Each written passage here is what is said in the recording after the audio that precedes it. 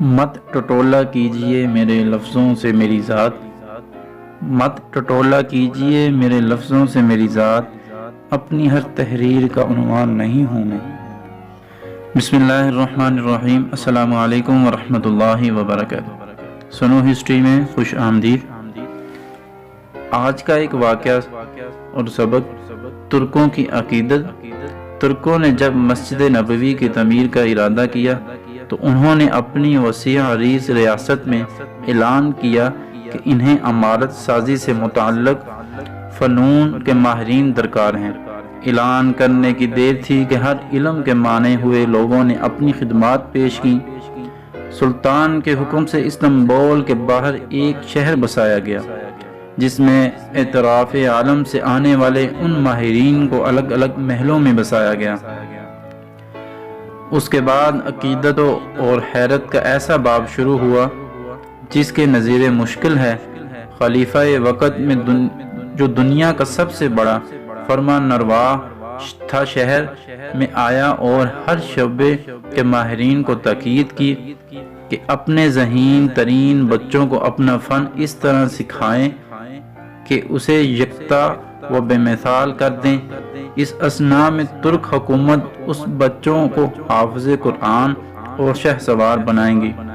دنیا کا تاریخ کا یہ عجیب و غریب منصوبہ کئی سال جاری رہا۔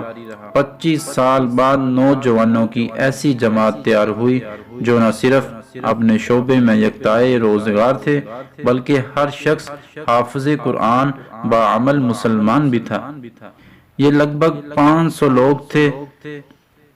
اسی دوران ترکوں نے پتھروں کی نئی کانیں دریافت کی، جنگلوں سے لکڑیاں کٹوائیں، تختے حاصل کیے گئے اور شیشے کا سامان بہم پہنچایا گیا۔ یہ سارا سامان نبی کریم صلی اللہ علیہ وآلہ وسلم کے شہر پہنچایا گیا تو ادب کا یہ عالم تھا۔ اسے رکھنے کے لیے مدینہ سے دور ایک بستی بسائی گئی تاکہ شور سے مدینہ کا ماحول خراب نہ ہو۔ نبی کریم صلی اللہ علیہ وآلہ وسلم کے ادب کی وجہ سے اگر کسی پتھر میں ترمیم کی ضرورت پڑتی تو اسے واپس اسی بستی بھیجا جاتا۔ ماہرین کو حکم تھا کہ ہر شخص کام کے دوران باوضو رہے اور درود شریف اور تلاوت قرآن مجید میں مشغول رہے۔ حجرہ مبارک کی جالیوں کو کپڑے سے لپیٹ دیا گیا کہ گرد و غبار اندر روضہ پاک میں نہ جائے۔